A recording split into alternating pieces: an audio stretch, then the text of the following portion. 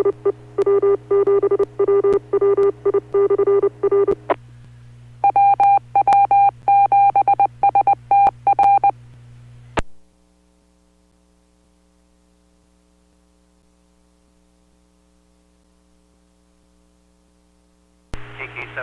going clear. Good evening. Your audio seems to be a little bit low. This is WU7N, Whiskey Uniform 7 November. Thank you on the report there. I appreciate it. Just testing out a new handheld by Reddit, the RA89, I believe it is. Hooked up to a ladder line J-pole hanging up in the room, so that might be the reason why audio might not be getting through as well. Because we're in front of, what do you call these lines? Like the metal slat lines, which might be a problem. No, I could hear you a little bit better that time. Good luck with the J-pole there. No, it's more, you might try holding it a little closer to your mouth, speaking up a little bit, or if the handheld has a way to adjust audio gain, you might try turning it up a little bit. It's by no means, the signal can be understood and heard just fine. And the Western Washington Amateur Television Society net will be starting at 8, so you can just check in and check out and get a signal report there if you make any changes. WU7N. 7N, KK7CNA, thanks again. I do appreciate the feedback. It's definitely taken that into consideration. Again, I appreciate it. Thank you very much, sir. 73 to you. I'm going clear. WU7N standing by for WW7ATS net at 8 p.m. Pacific time.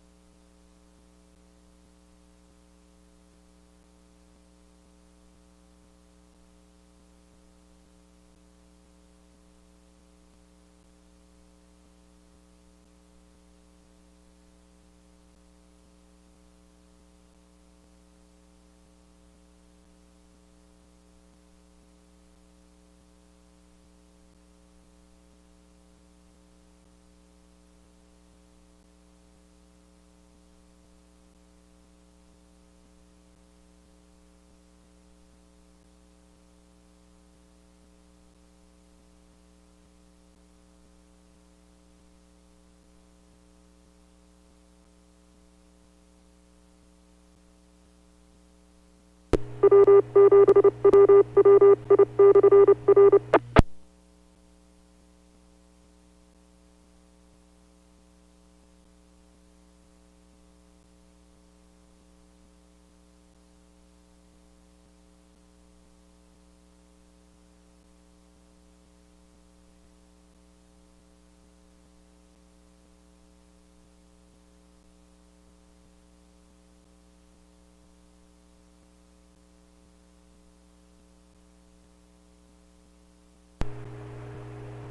evening. This is the Western Washington Amateur Television Society net on the 08 machine. I'm Dave, KD7CYM. The Western Washington Amateur Television Society is a group of amateur radio enthusiasts that take to the airways with fast scan television. We have a repeater located up on Cougar Mountain. We transmit on 70 centimeters. It's a crossband repeater. It spits out images at 1.2 gigahertz. To find out more about the Western Washington Amateur Television Society, please Google WW7ATS. That's Google WW7ATS. There you'll come to our homepage where you'll see a little information about our club. Also the frequencies that we transmit on. And also you'll find a link there to YouTube where we stream our nets held Wednesdays and Saturdays between 8 and 9 o'clock. Also, we'd like to thank the SeaTac Repeater Association for letting us use WW7STR's repeater 147.08 was a specific tone of 103.5. That is a specific tone of 103.5 for this net. So with that, I'll pause in case anybody has an emergency traffic or needs to make a contact on the 08 machine before our net gets fully underway. This is Dave, KD7CYM.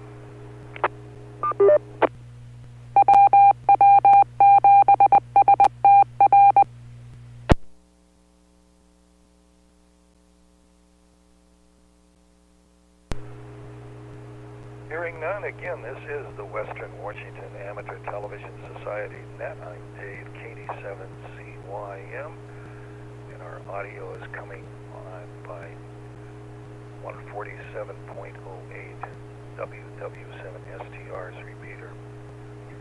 And checked in by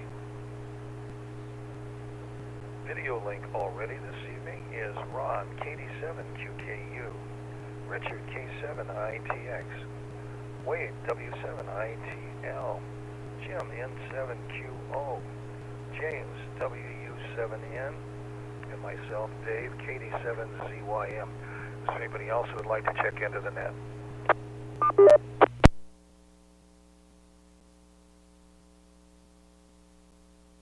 Hearing none, let's get the show on the road and start with Ron, KD7QKU in Tacoma.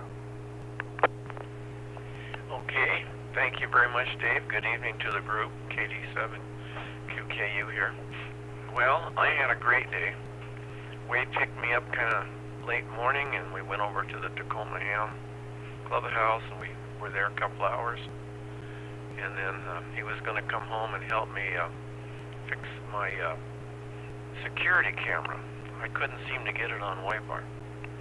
Well, he determined, I think, that the signal was too weak and suggested that we put in a different system. So we drove over to Best Buy's, and I think he called it a mesh Wi-Fi system.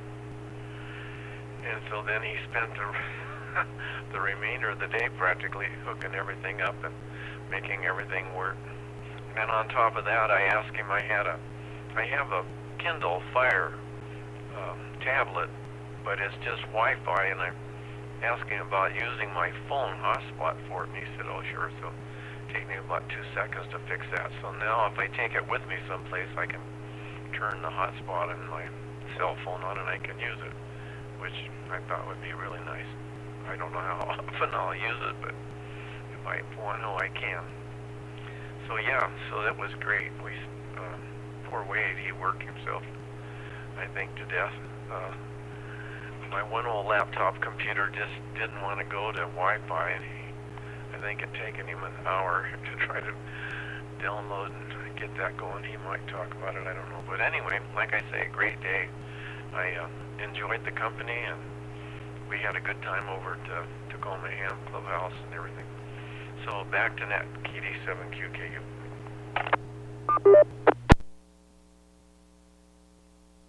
QKU. Let's go to Kent to Richard, K7ITX.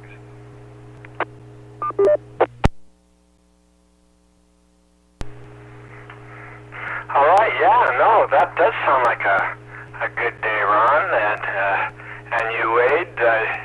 You guys partnered together and got quite a bit of accomplished. I got things done, but not quite in that fashion. Unfortunately, my work today continued from Thursday. Friday was kind of a day off with my brother-in-law and some playing cards, but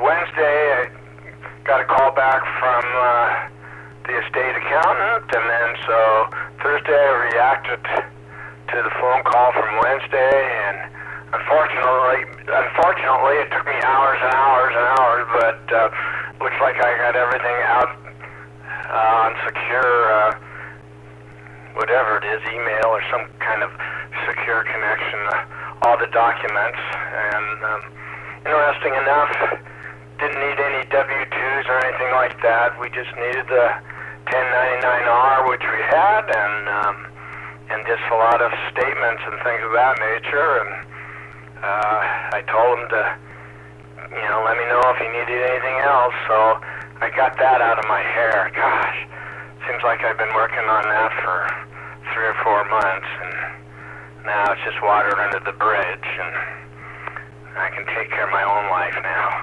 So let's see what else. So yeah, Friday then,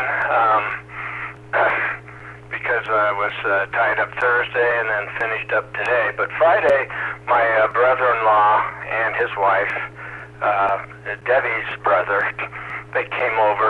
They've come over frequently over the last year or two to play a card game named Skip-Bo. SKIP-BO. I've never heard of it before.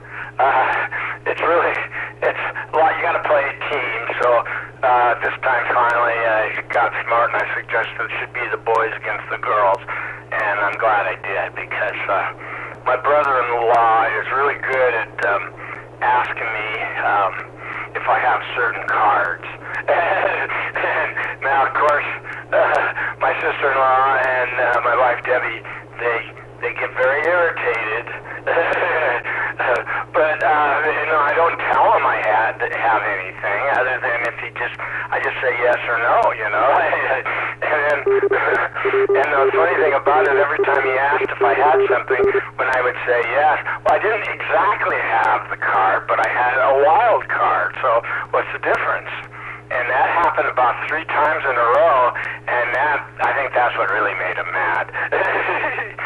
But anyway, we played 4 rounds, and we ended up 2-2, so yeah, I guess it all worked out in the end. So anyway, other than that, the weather, this morning I woke up to about a ½ inch of rain in the measuring spout, so it must have been, it's been raining a lot overnight in the morning, and off and on today for sure. So with that, K7ITX, back to net control.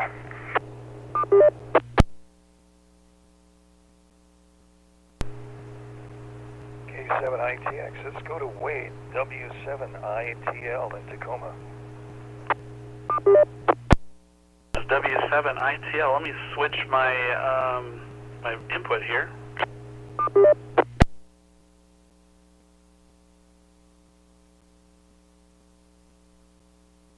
Can switch me on. It doesn't look like my radio is getting to the repeater. Let's see. I'm turning on my radio here, my power. Let's see if I'm going to come in. Interesting. Oh, let's try this. I'm going to plug in my laptop so I have the proper connections. Let's see, what did I do today? You know, Ron kind of went over all the things that we did. So looks like Ron's issue was primarily caused by weak signal, which was I addressed with a Euro Wi-Fi mesh network, and I put a couple of those pods around the house, and then worked on some other issues with his laptop, which ended up being a bad driver. Wasn't compatible with the new Wi-Fi 6 hotspot, so we installed an updated driver, and it detected just fine after that. Besides that, just spent some time with the family after I got done with Ron's stuff, and we watched a movie. I think we're going to try to watch another movie here in about a half an hour, 45, and then just call it a night. It's been a really good day. All right. Well, it doesn't look like my video is coming in correctly. I think I can correct that real quick. Just wave my hand and say, maybe I'll see you on the next round. If not, let's see if I can get this to work. There we go. It just takes a little movement, messing with the inputs here. A little washed out. Let's see if I can get a little better. This is about as good as it's going to come in today. I was going to try to get on the roof and fix my ham WAN. Didn't get a chance to get up there, but I did find that there's some type of networking issue between my ham WAN dish and my firewall. So right now I have my ham WAN plugged directly in my laptop, and it's working pretty good. So I'm able to control everything. All right. Well, I'm going to say we'll maybe see you on the next round. If not, 73.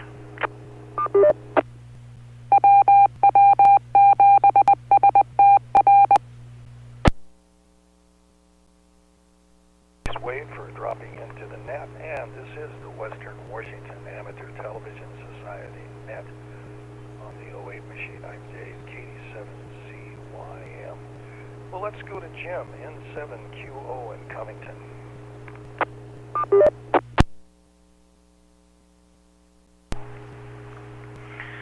N7QO, thank you, Dave. Good evening, everyone.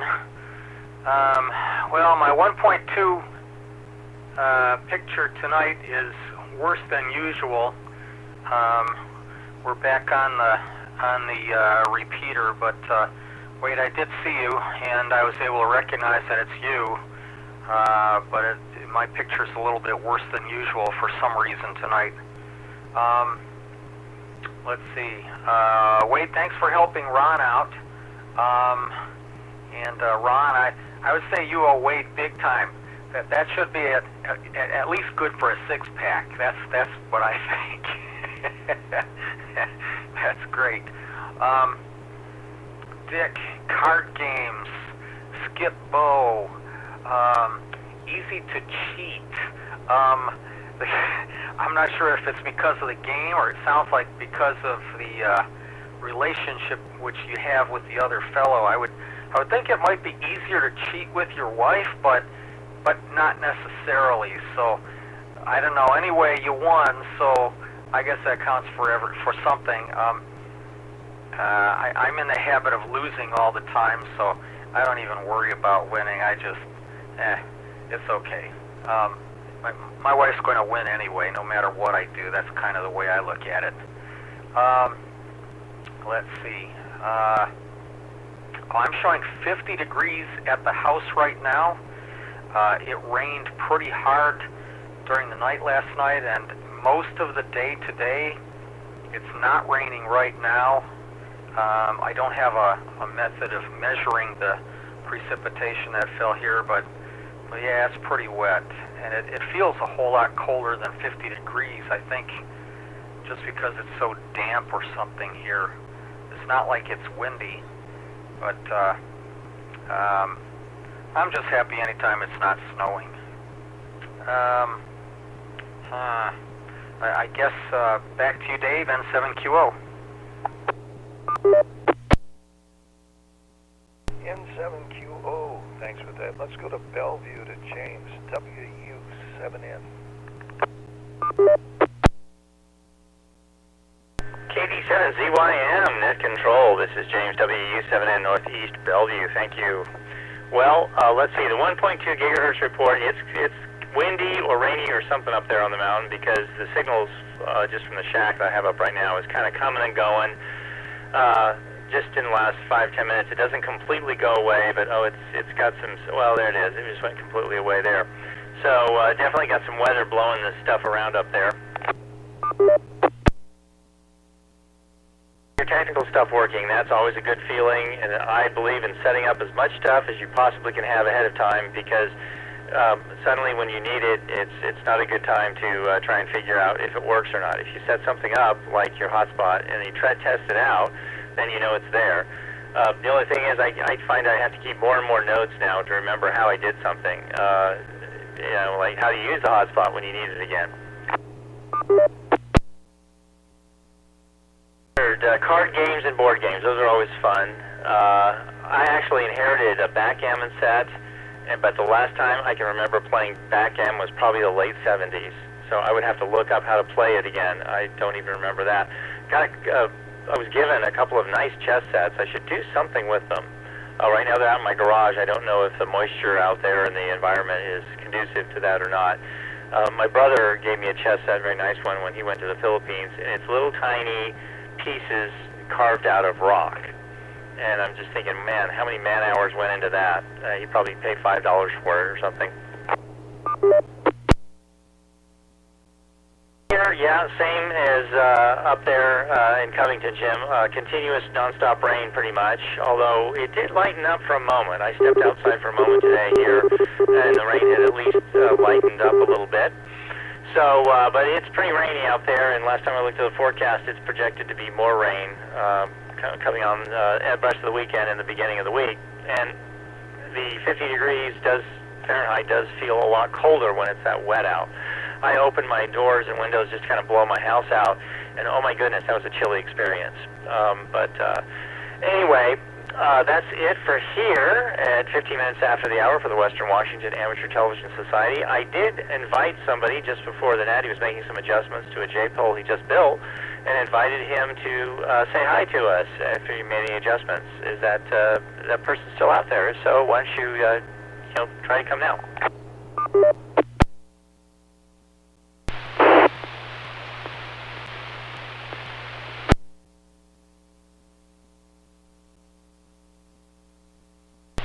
I heard a squelch break. Our PL tone tonight is 103.5 just for the nets on Wednesday and Saturday nights, but I didn't hear anything. So let me turn back to Dave, KD7ZYM, our net control for the Western Washington Amateur Television Society. WW7M, thanks for that. This is Dave, KD7ZYM. And here in Lake City, I got 53 degrees. It's drizzling out. Not heavy rain, just sort of yucky coming down. And for Ron, oh my gosh, I'd say more than a six-pack. I'd say a fifth of his famous spirits, or maybe two-fifths of the favorite spirits would be more rewards for all of the work that Wade has done for him. And then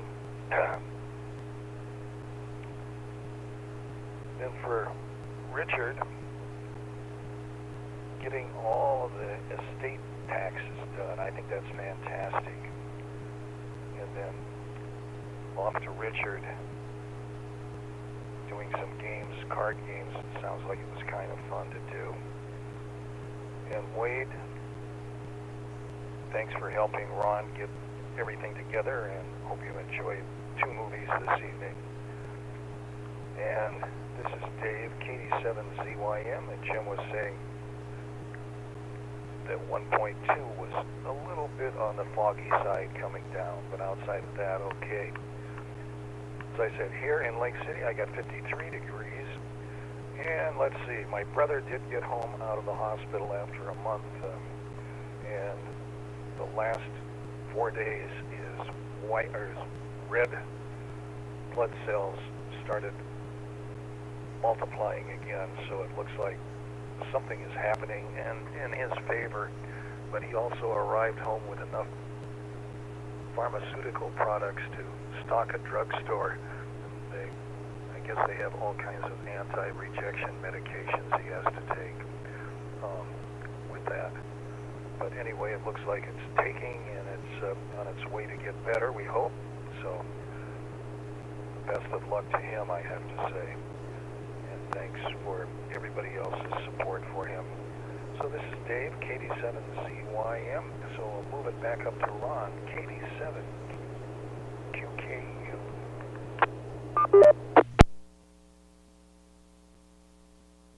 Okay, thanks, Dave. KD7QKU here.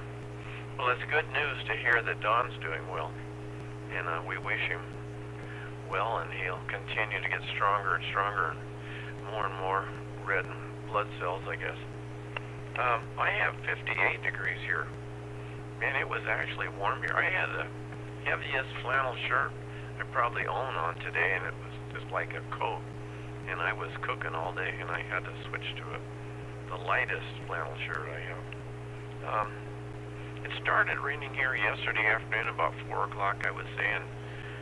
We got 1.18 inches of rain up till now, and we had 67.67 inches since midnight, so it came down pretty hard here.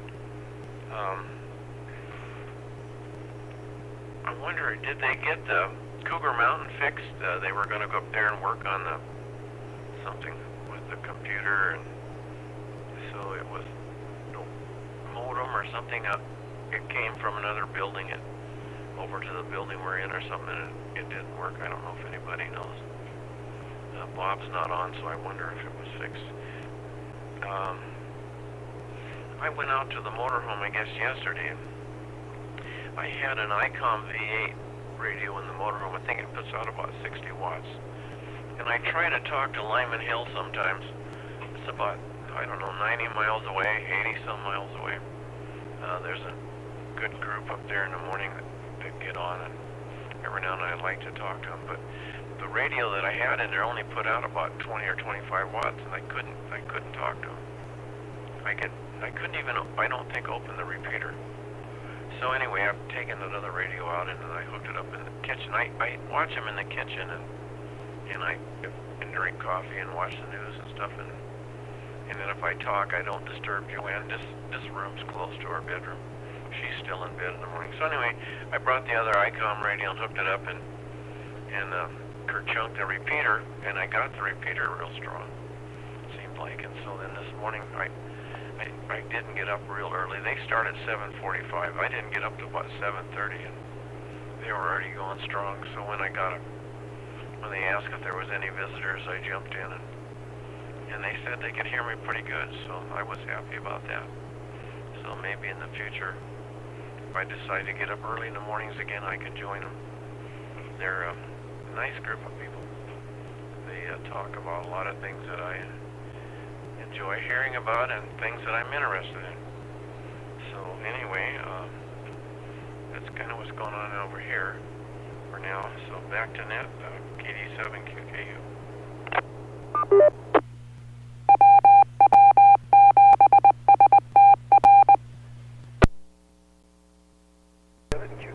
Thanks for that. It's time for another ID. This is the Western Washington Amateur Television Society net on the 08 machine. I'm Dave, KD7CYM. So let's go to Richard in Kent, K7ITX. What say you?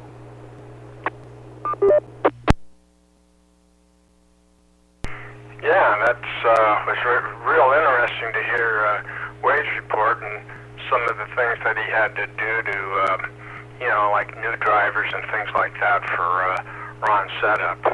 So right now I've got one eye on the Western Washington University women's basketball on YouTube. They're playing live streaming against Montana State University women's basketball. And so right now, score is Western 63, Montana 48.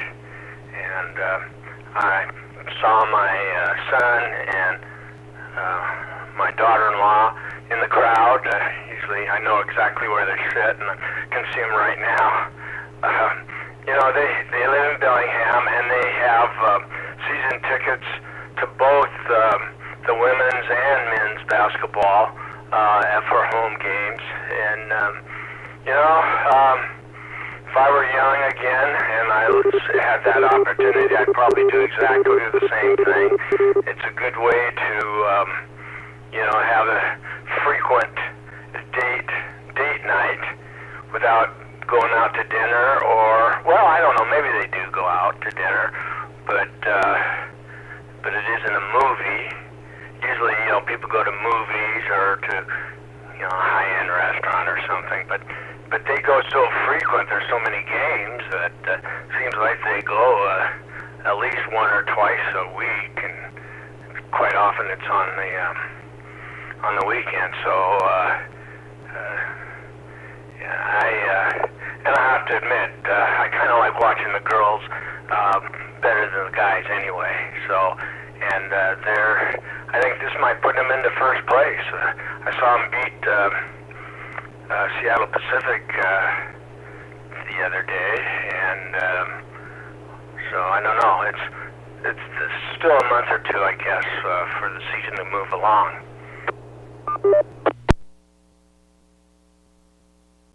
50.6 degrees outside and nice and balmy inside. I usually got the heat up pretty high in my little in the ham shack, so I don't want to tell you guys because it's really might make you feel hot. Just hearing how hot it is in my room. So and I wouldn't say we were cheating. My brother and I, we weren't really cheating. I mean, anything that he asked me, I was going to eventually have to figure out for myself anyway. I was just kind of lazy, you know, and then by just taking advice, I know I can't make a mistake because it is teams, and yeah, I mean, the trouble is in this game, can be about 4 or 5 different routes you can go. You know, it's like a lot of these things. You're just trying to get rid of all your cards out of your secret deck, I guess, or whatever you want to call it. And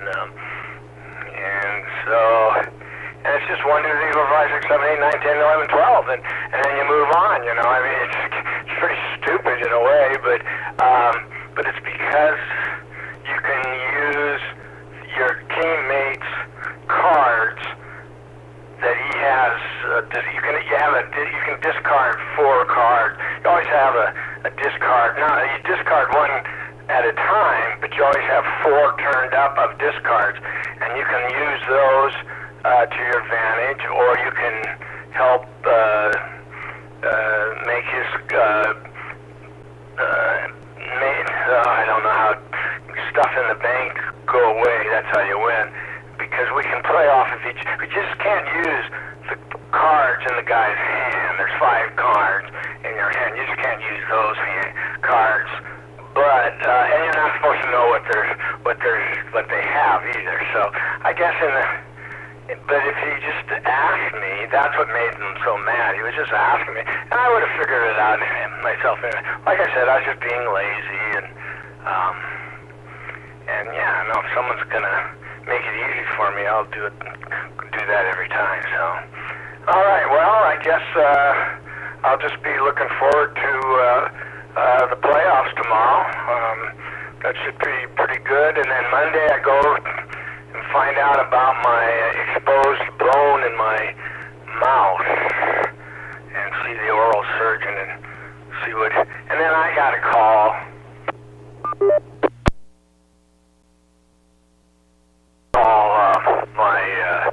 What do you call it? That occupational therapist occupational surgeon, the guy that fixed my right hand for carpal tunnel. Well, now I'm ready for my left hand as soon as possible. But in addition, this time, in my left hand, my pinky, it locks up. Literally, I'll show you. See if I can stand by.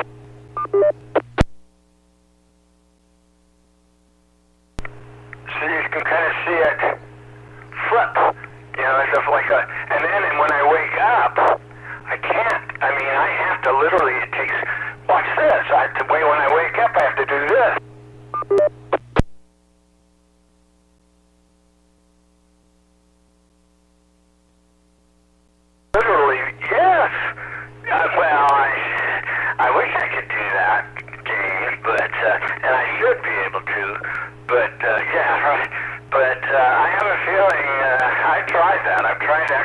exercises. I've tried stretching and, doing this quite a bit. And, but I still feel the click, click, click. And it's just awful. So, anyway, he'll fix that when he fixes my carpal tunnel, and then eventually back over to my right hand, where that finger, I'm afraid, my pinky is going to become an old trigger there too. So anyway, it's just non-stop. All these things that keep cropping up. I can't explain it. I thought I was taking good care of myself too, but I don't know. I guess it's in my genes maybe. K7ITX, back to net control.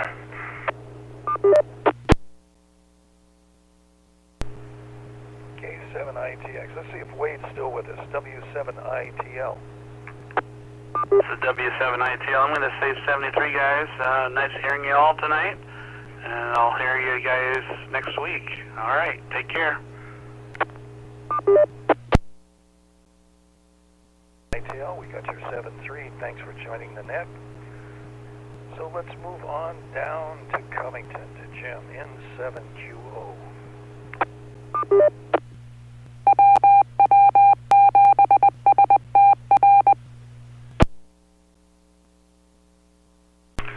N7QO, thank you, Dave. Well, good night, Wade. Thanks for joining us. Wow, Dick. Things definitely happen as we get older. I think parts wear out, and I don't know. I know that my doctor began treating me in a different fashion once I turned 60, and then he started treating me different again once I turned 65, and I don't know.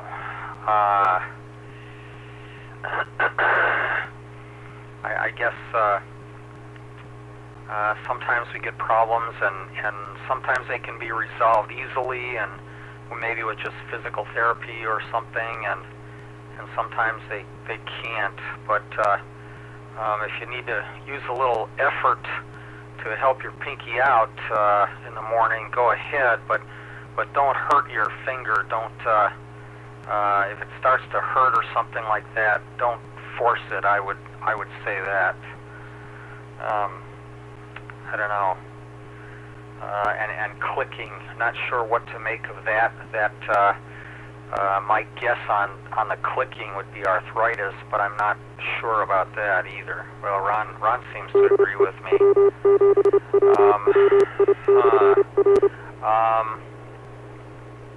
Yeah, let's see. Well, maybe the girls are not. They're keen on going out Saturdays because they figure you'll be busy with us anyway. So you have something else to do.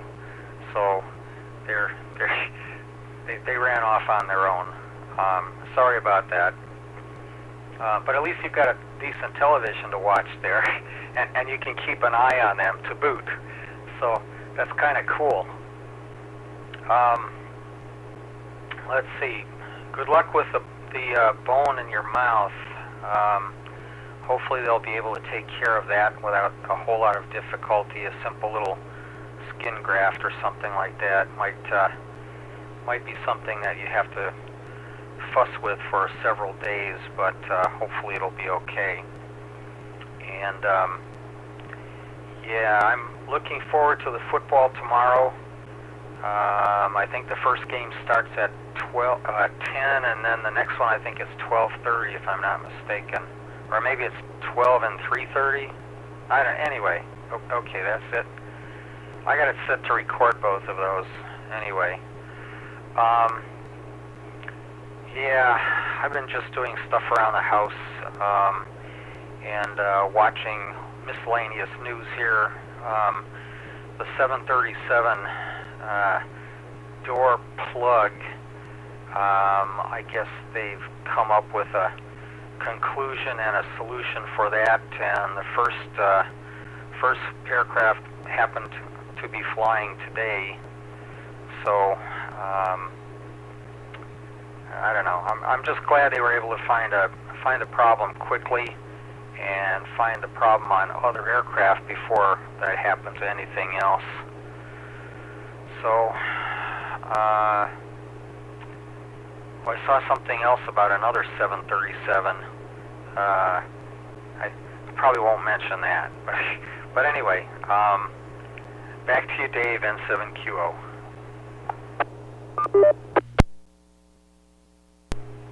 N7QO, let's go on to Jim. N7QO. I'm sorry, I meant James, WU7N. Hey, thank you. That's why we have Jims and James. We'll have to start numbering them if we get more. Well, anyway, I could, say that I wish you the best of luck on the bone in your mouth, and also the bones or whatever, the tendons in your fingers. That must be really annoying to not have a little finger that can stretch out in the morning. Actually, quite a bit of your grip strength comes from your little finger. Fun fact.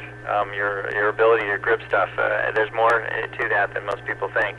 I guess that's why the three-finger characters in the cartoons on all the series, like The Simpsons, I don't think they can pick up as much as we can. That's my definite theory on that. Just so you probably think I'm just the perfect picture of athletic fitness. Actually, no. I got a mouse injury during COVID. I spent so much time sitting in front of the stupid computer. I actually got a strained muscle sort of under my armpit and behind on my back on my right side from using the mouse. Yes, you can do that to yourself. So I'm having to work on that now. It doesn't take long. Anything that causes me to reach out with my arm for any length of time at all, it sets it off, and then it hurts and doesn't stop hurting until I totally stop using it for a while. It's possible even to injure yourself with a mouse. You just have to really work at it over a period of time. Well, let's see, it's 8:37, and I don't know how much everybody wants to go, but I'm game here. This is James, WU7N. Let me turn it back to our net control, Dave, KD7ZYM.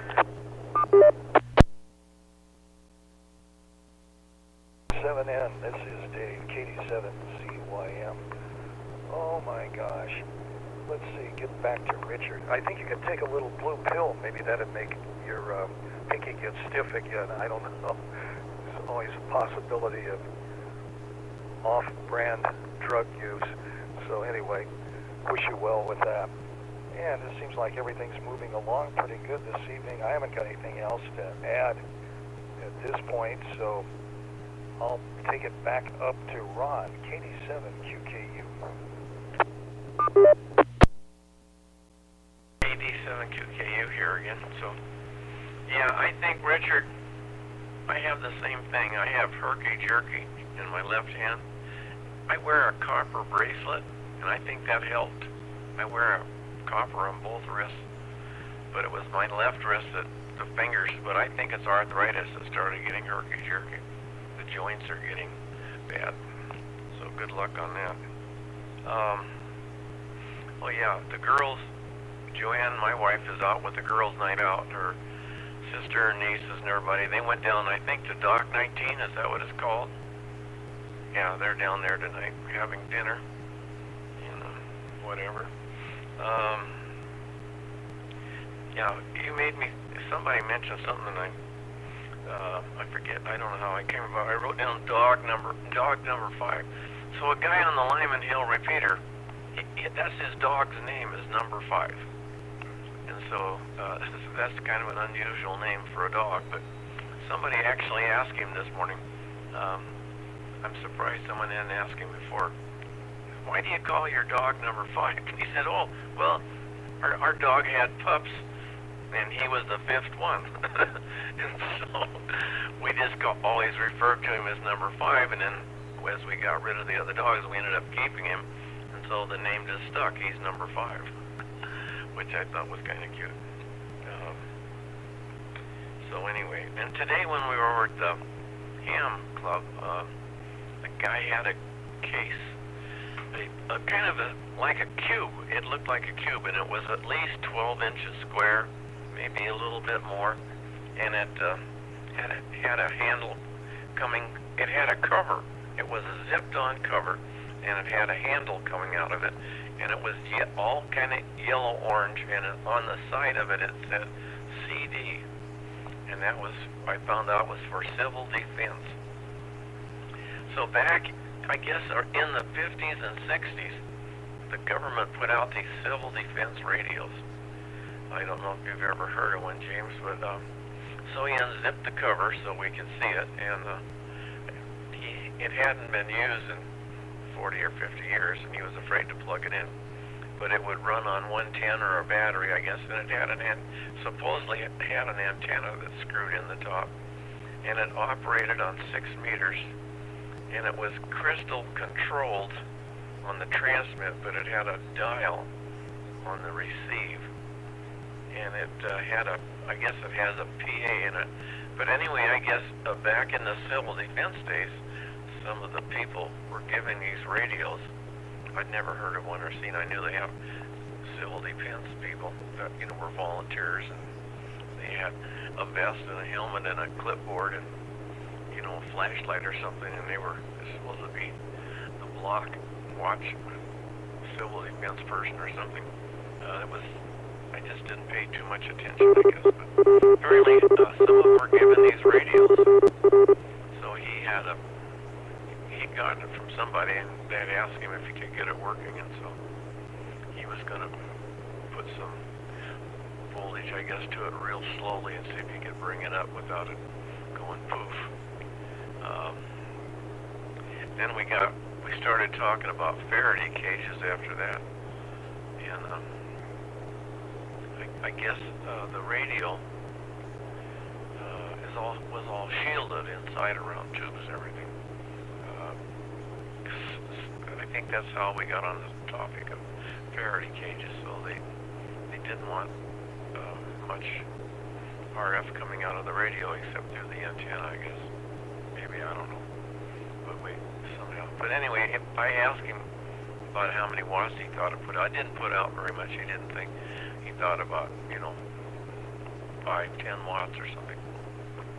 It would just be neighborhood, almost like neighborhood communications, city communications or something. And I don't remember the frequency, if he said the frequencies, but it was in the 6 meter band someplace. But it was, like I say, it was in nice shape, and it was in this case. It was like a canvas case, and it zipped up with the radio in there, and the handle came through the top, and somebody taken real good care of it for being that old.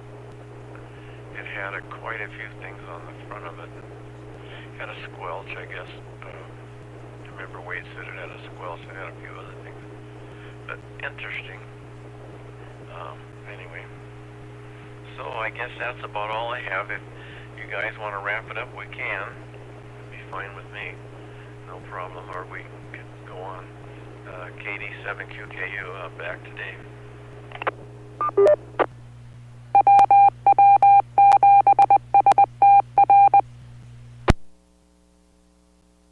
QKU, thanks for that. We'll get a quick ID. Again, this is the Western Washington Amateur Television Society net on the 08 machine. I'm Dave, KD7CYM. Well, let's go to Richard, K7ITX. Yeah, like I said before the net got started tonight, I've just been looking at documents, and I had that card game yesterday, and really that was about it.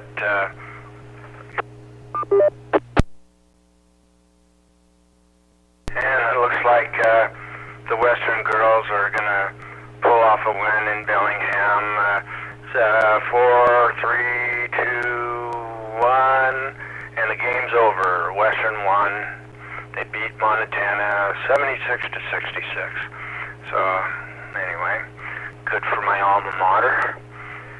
So anyway, all right, you guys. Well, yeah. Now, hopefully, I'll have more to talk about this Wednesday. I'll be able to have a report on my exposed bone, and I should have have an appointment arranged for the orthopedic surgeon. Yeah, no, this is literally called a trigger finger, and surgery fixes it. It's not an uncommon thing. Debbie had it. Interesting enough, the lady I went to for physical therapy, it's free and Medicare paid for it. When I had carpal tunnel work on my right hand, and she had trigger finger surgery when she had her carpal tunnel work done as well. So yeah, I'm just looking forward to getting a lot of these. These are just nickel and dime things, really. There's nothing serious. The big stuff will happen towards the end of March when I take a trip to Phoenix, and not even that big, just a lot of meetings. There are a couple meetings and a test, and we'll see. We'll see if I can avoid a lot of things I've been trying to avoid. Who did I say this to? My brother-in-law and sister-in-law yesterday. I said, by this time next year, I'll be surprised if I'm not on supplemental oxygen. But I'm going to do it whatever I can to avoid it. But it is what it is, and it's just one of those things slowly creeping up on me. K7ITX, 73 everybody, and back to net control.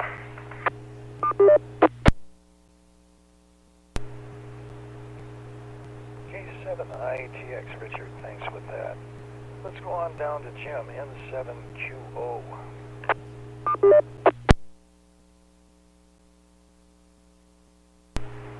N7QO. Thank you, Dave. Well, Ron is showing something on his hand there. He's got what looks like a scar. Is that a scar? A couple scars?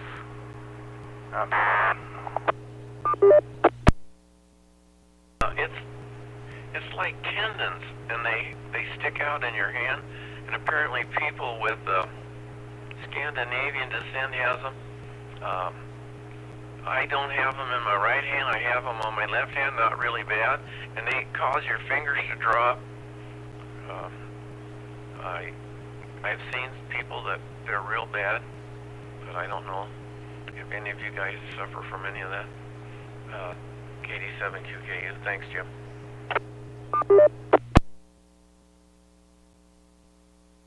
Yeah, thanks for pointing that out, Ron. That's a problem that I don't have yet.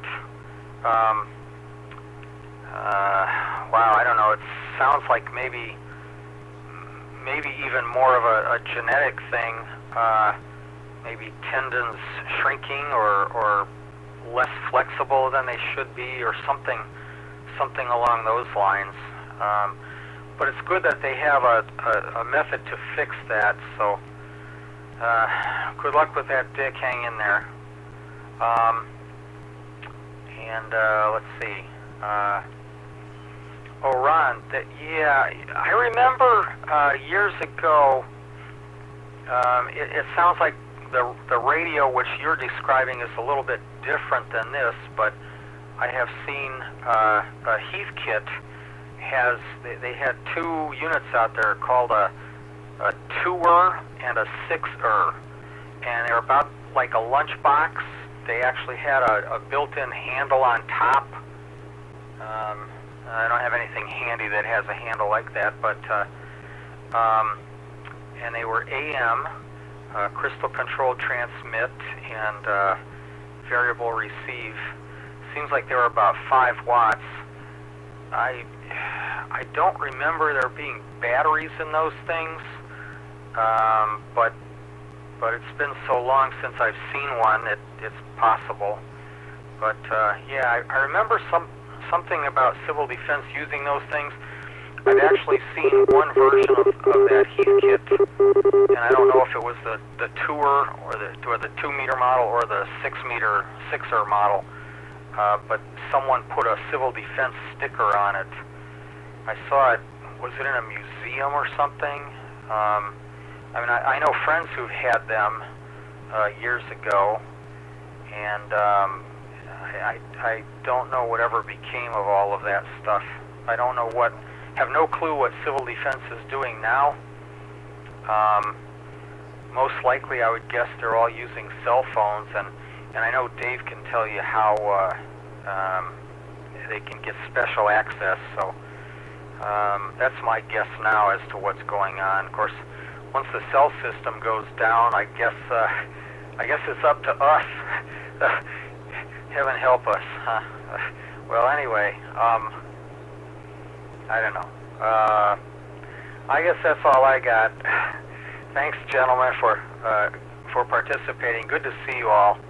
KD7ZYM and 7QO. 7QO, and get another quick idea here again. This is the Western Washington Amateur Television Society, net on the 08 machine. I'm Dave, KD7CYM. Let's go to James, WW7N in Bellevue.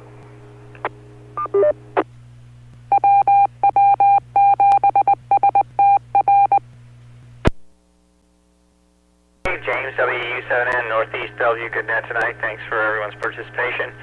And Ron, sounds like an interesting antique there with the civil defense radio. I too, you know, your images start in your brain start mixing up. I recall there was something when I was a teenager, or maybe I was even younger than that I saw in the amateur radio handbook that was I'm sure it had to be AM, and it was built literally in a lunchbox. And, you know, you had, I think the receiver was a modified AM receiver, like a little, you know, AM receiver that they somehow managed to bump all the way up there to 6, and then there was a crystal control. But it's kind of interesting, this is showing your age. All of us probably know how you would set the frequency on that, is you had a spot position, very low power, and you would adjust your own receiver inside the transceiver until you got a howl off your very own, you know, a local oscillator for the was driving the VFO. And that was kind of funny because someone younger didn't quite understand that once. I said, no, there was this, that's what that was for. You had to listen to yourself and tune it, and then let it go, and then the receiver would drift, but the rock-bound transmitter would not. And, you know, that's, I think, pretty common ever since they figured out how to make tuned circuits, and that only probably changed, I don't know, sometime in the 60s or something, when they could have the one box fit all. Oh, I see it there.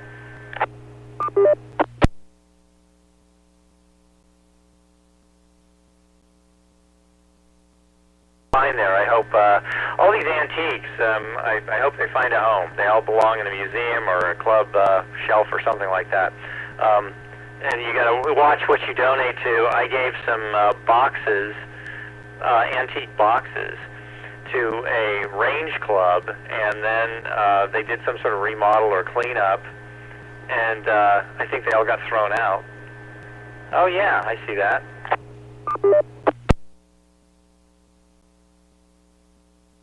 One thing, I bet you that thing was built like a tank. I bet you could kick it down the stairs and it would still work. Well, I'm going to say 73s to everybody. Have a good evening, and I'm going to turn it back to Dave, KD7ZYM. Go ahead, Dave. WU7N, James. Thanks for that. This is Dave, KD7CYM in Lake City. Listening to Ron with dog number 5. That brought back memories to me. My first job in television in the early 60s. Had a reporter on staff that had gotten a black puppy, and he named it, you know what, the N-word. And then when I went to his house, he called out the N-word over and over and over, and the puppy came running up to him. So at least the puppy learned what the N-word was about. So anyway, real life experiences happen that you don't expect. So with that, is thumbs up if we want another round, or if not, we'll button it up. I think Ron has something. Google, and I put in 1950 civil defense radio, and that's what came up. So if you guys want to look at it, you can check it out on the internet. But it was a cool looking old radio for sure. 87QKU. Okay, well, we'll wrap up the night a little early this evening. This is the Western Washington Amateur Television Society net on the 08 machine. We'd like to thank the SeaTac Repeater Association for letting us use WW7ATS repeater 147.08 for our voice transmissions. And on behalf of the Western Washington Amateur Television Society, this is Dave terminating the net at 8:55. Good evening, all.